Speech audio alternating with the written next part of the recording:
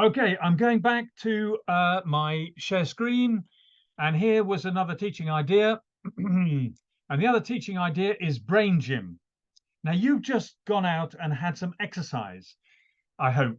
I hope you didn't just sit there. I hope that you actually did something. But here's something really rather silly. Some people think it's silly, but I don't think it is. I like it quite a lot. And how it works is this.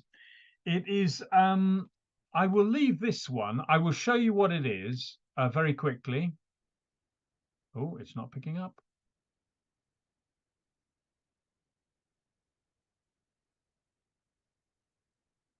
Hang on.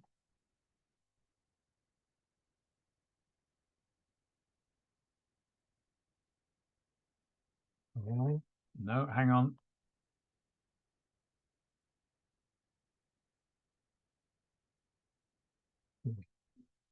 Just a minute. That's a nice sound, isn't it?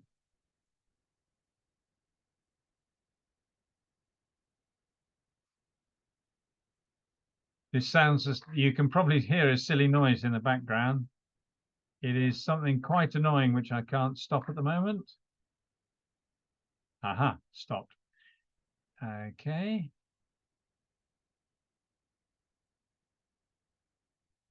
Just a moment.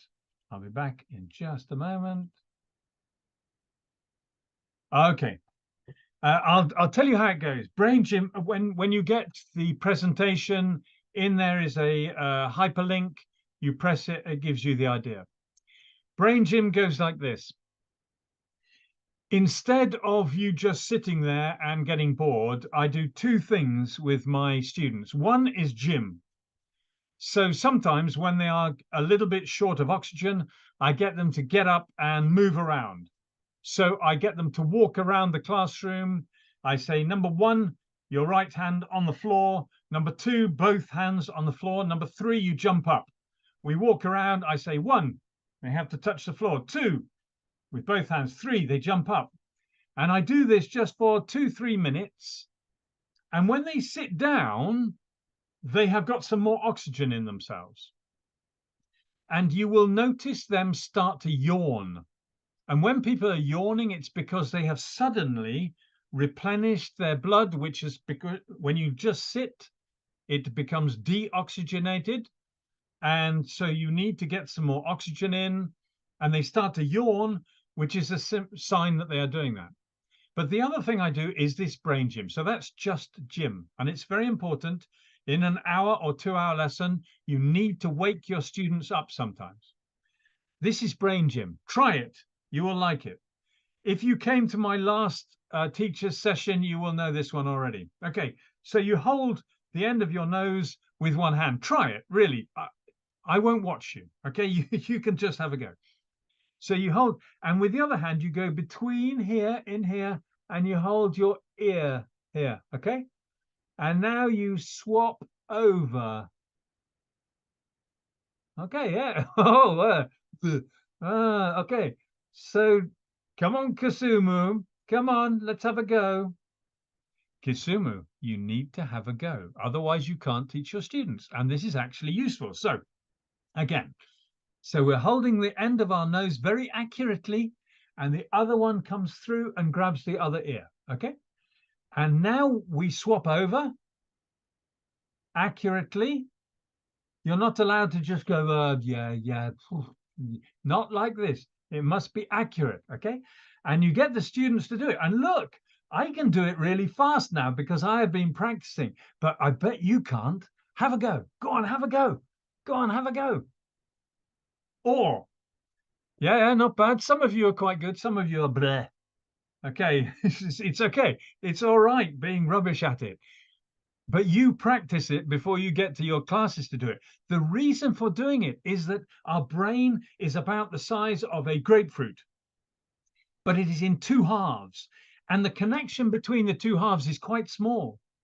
And when we do this sort of thing, we engage the two halves of the brain simultaneously and they talk to each other. And the grapefruit gets cleverer. Okay, so every so often, just do it, and your students will like it. They will like, you cannot do it, you cannot do it, and they will think this is funny. And you can practice at home, okay? You practice at home and you make it look like oh yes, this is the first time I ever did it. And you look really brilliant at it. And they are rubbish. It's okay. You go, no, it's easy. Look, you see it, look. There are other ones like you can do this, and then you say, okay, without touching it, you move your left little finger. Wow, it's quite difficult. And if you touch it, you can move it easy. If you just say left little finger, you have to think, well, oh yeah. Just get them to try and do it. Okay, so we're going to do some chemistry now. So I'm going to share my screen. Okay, so this is an examination question of, this is an IMDR. Remember, empirical formula, IMDR. And this is I'm not going to do it now because we've seen how to do it. But I was having a little conversation with teacher Gillen from Wamuini, and he teaches chemistry and maths, and we agree that it is very difficult if students do not have adequate arithmetical skills. If they are not good enough at arithmetic, there is a problem. And that problem is made worse in moles. And moles is very difficult. So you may need to teach them some arithmetic. Okay, so there's the answer. I will leave that so you can look at it. And the final thing in moles is something called reacting quantities. And I use something called the 4-box method, which a colleague and I invented some years ago. And we found it really helped students. And it goes like this. So I have a reaction, A and B turns into C and D. And in a question, I am told that I have a certain amount of A, and I want to get to produce the amount of D. Okay, so the question says I start with A and I produce D.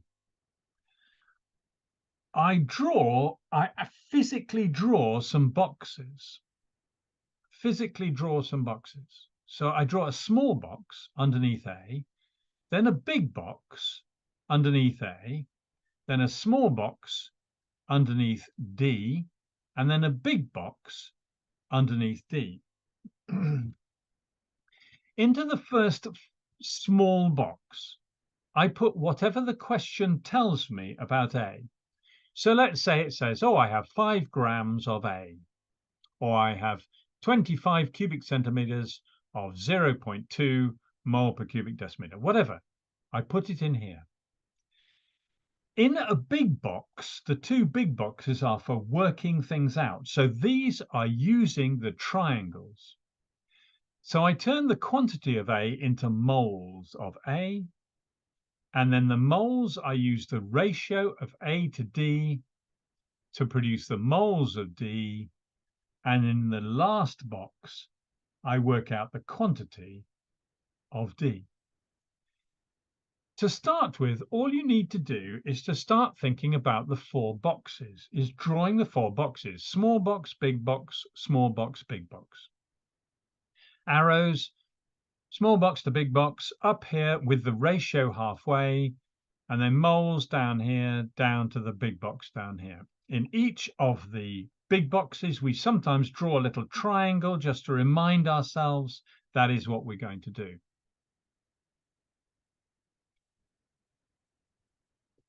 So here's a question, but I'm going to show you how to do it. I'm going to show you how to do this one, okay? So it says zinc and hydrochloric acid. There's the equation. I start with 1.96 grams of zinc, 100 of hydrochloric acid, work out the excess, total volume of hydrogen. That's the one we did before. But in terms of big box and small box, oh, sorry, that's the same one. My apologies. I was going to show you a different one. Hang on, I'll do it a different way. I'll show you something different. So I'm going to stop sharing there. Excuse me. Oops, no, not that.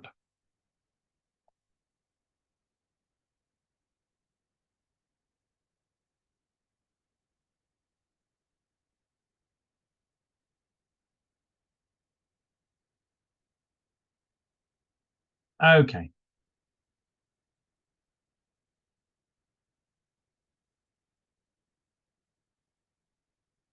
I hope yours isn't saying silly things like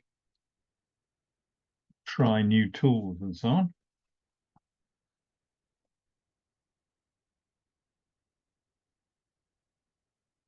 Okay. So let's say I'm going to take a very simple example. Let's hope that I can write on this. So I'm going to start with, let's say, CaCO3.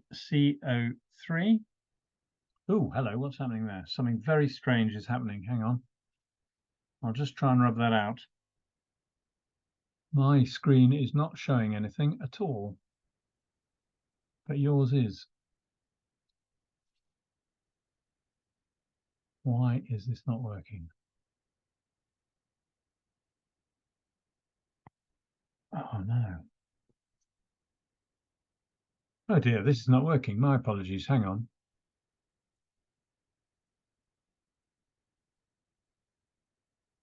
I'll try a different one. Let's try another one. My apologies. Sometimes technology is great and sometimes it isn't. Let's try again. So let's see if we can. Right. Aha. Okay, so I have CaCO3. I'm going to take a very simple example. I'm going to heat it up. I'm going to turn it into calcium oxide, sometimes called quicklime, and carbon dioxide. Now, I've made this a very simple example. And I'm going to start with, let's say, 5 grams of this. And I want to know what volume I have of the carbon dioxide. So I draw my boxes. My boxes are not going to be very good because I'm doing this very freehand on a new tablet, which I'm not used to. But small box, whoa, look at that. That is rubbish. Teacher Mark, that is rubbish. I'm leaving a gap. Here's an arrow. Small box. That's better. And then big box. They're terrible boxes. My apologies. So in this box here, I'm going to work out moles. Now, I know I'm using the first triangle, so moles equals grams over RFM.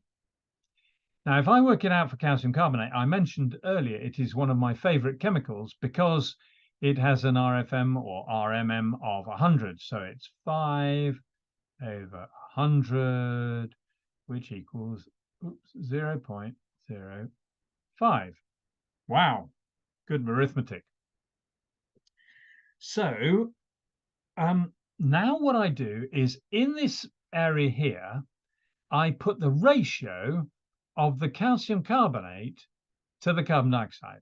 So in this case, it's nice and easy. It's 1:1, which means that the moles here, remember you can shorten moles to MOL, which is not much of a shortening. That means that the number up here, which is going to be moles, is 0.05 moles here. Well, that's good because that's what the ratio is about. If this had been 2 here, then I would double that number of moles here. Over here, it's asking for the volume. So I'm working in cubic centimeters. So I need then the triangle, which I had for the gases. Okay, the one for the gases, that is cubic centimeters up here, moles down here, and 24,000 cubic centimeters here. Apologies for my handwriting. So cubic centimeters equals the moles times 24 cubic decimeters, or 24. Oh, lordy, what's happening here? 24,000 cubic centimeters. I look like I can't write. Actually, I have quite nice handwriting, but you're going to have to just believe me on that one for today. So that means now that all I have to do is I have to say, okay, 0.05 times 24,000 which I think, if I'm not being really stupid, must be about 1200. So that means, here we are. So I go, oops, no, what is happening? Come on, I want to draw. Right, thank you. 0.05 times 24,000, and that equals, I hope my mental arithmetic is right, is 1200 cubic centimeters. Now, if I gave you that question, if I gave that question to your students, if I start with 5 grams of calcium carbonate, what volume of carbon dioxide is produced, they will not know where to start. So always start with the equation and then move on using these 4 boxes, and it will become quite simple. I think, I really think that it becomes quite simple. So I'm going to now clear that. And I'm going to give you one that I'd like you just to think about. Okay, see if we can do it.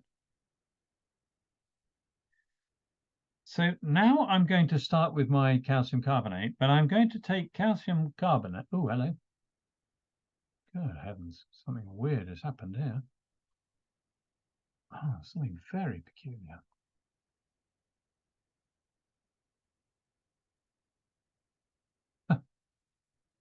Okay. Very, very peculiar. Okay, I'm going to tell you the question. I'm going to start sharing and try and do it again. Let's go with the whiteboard. Come on, whiteboard. Ah, there we are. So hopefully you will be able to see again, and we are going to draw. Okay, this time I'm going to start with sulfuric acid and copper oxide, and I'm going to produce copper sulfate and water because it's an acid and base reaction. And I'm going to start with 25 cubic centimeters of 1 mole per cubic decimeter sulfuric acid. I'm going to have excess copper oxide. And what I want to know is how many grams of copper sulfate there are afterwards. Now, this is my small box here.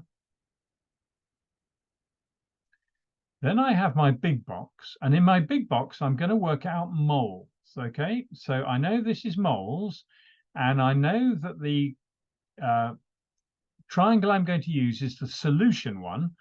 The solution one, if you remember, is moles at the top, concentration, and volume over 1,000 here. Okay, so moles is concentration times volume over 1,000. Then this goes up here to the small box, which is the moles of copper sulfate, and then down to the big box, which is going to work out the mass. And that one will be the the first triangle, which is the moles RFM underground. Okay, and you need some ARs. So we'll take this as 64. I know it's not. We'll take this as 32. There's a reason for this. It'll make it easier. And we'll take oxygen as 16.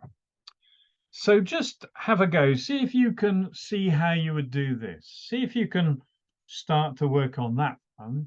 And then I'll go through it with you and we'll just see how straightforward these things become. Okay, so you've got the first bit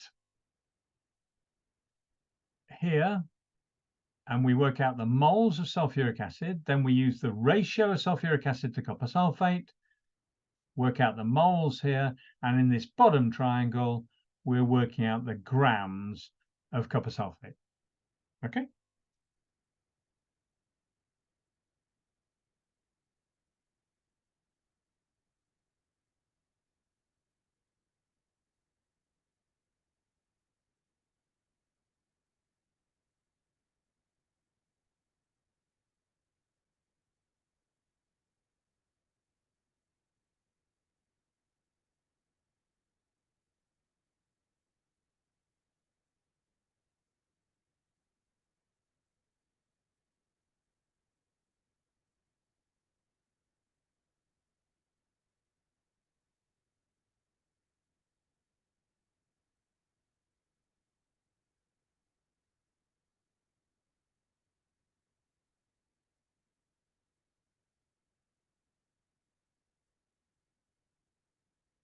So I'll start doing it as maybe you are having a go. So I know that my moles equals concentration times volume over 1,000. That equals 1 times 25 over 1,000. That equals 0.025 moles. My ratio is H2SO4. There's no number 1 here. There's no number there, so it's 1. Oh, come on. Oh, don't do that. Don't do that.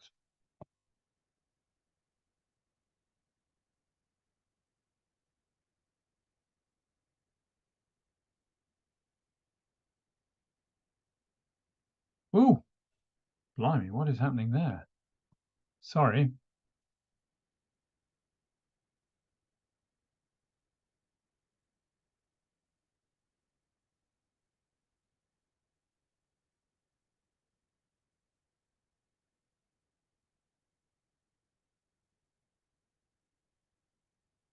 So you have 0.025. That's going to be 1 to 1. So we're going to get 0.025. I'm sorry, my whiteboard has disappeared. Ah, now it's come back. Good.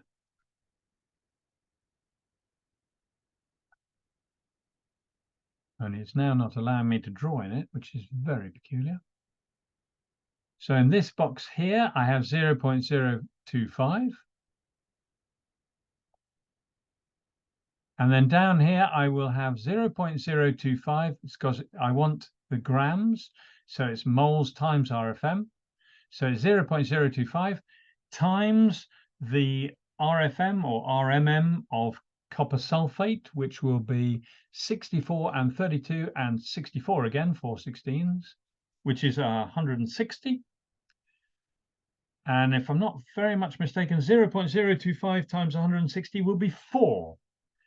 So the answer will be 4 grams. Now, because of that, if you can teach your students to do that, it will make a lot of difference to them. The 4 boxes, there are a couple of examples in this presentation. In this, there are quite a number of examples where you can go through things, but this is another teaching idea, and that is if you're doing moles, know when your audience has had enough and stop. And so I'm going to stop doing moles now. Does anybody have any brief questions about moles just as I get ready for the next part of this? Has anybody got any questions about moles?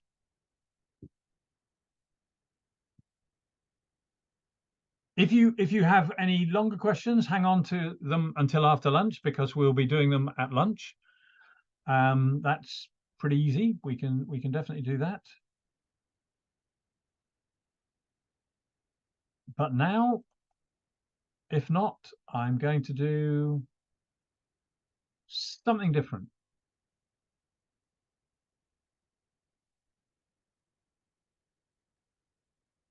Oh,